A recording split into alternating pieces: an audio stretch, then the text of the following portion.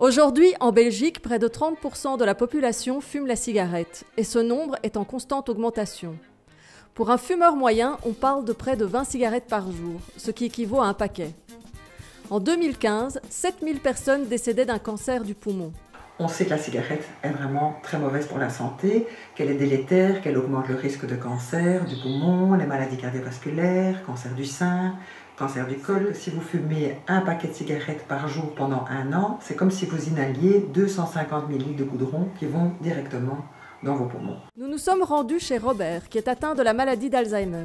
Il a été diagnostiqué il y a un peu plus de 5 ans.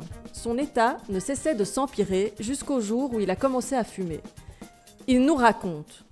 Je ne me rappelais mais absolument plus de rien du tout. Mon copain de l'époque, c'était Alzheimer. J'ai fait ce geste simple.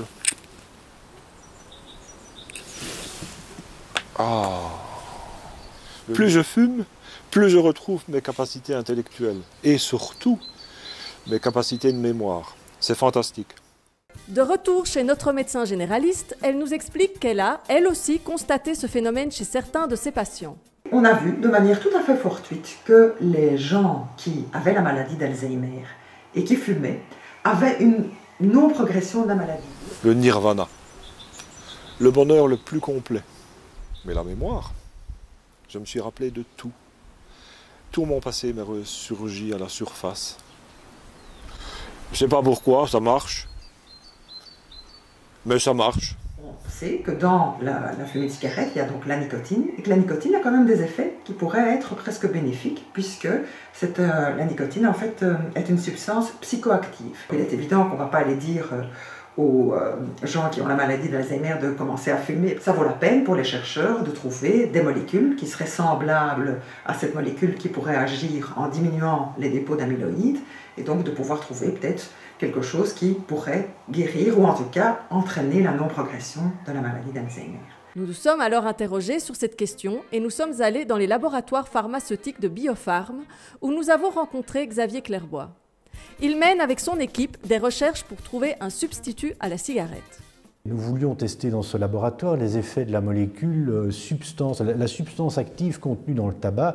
Donc nous sommes en train d'étudier ça sur des souris, sur leurs neurones. Nous avons injecté la molécule et les effets immédiats sur les neurones sont excessivement intéressants. Nous avons remarqué que l'émitrioxyde d'azote avait un pouvoir intéressant sur la neurotransmission et qu'elle réactivait certains neurones qui étaient jusqu'alors là, dans le cas de l'Alzheimer, complètement inefficaces et ça ne fonctionnait plus.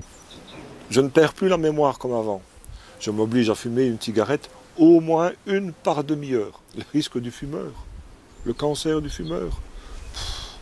Nous tenons tout de même à vous mettre en garde. Les scientifiques s'accordent sur ce point. Il ne faut pas commencer à fumer, mais attendre les nouveaux médicaments.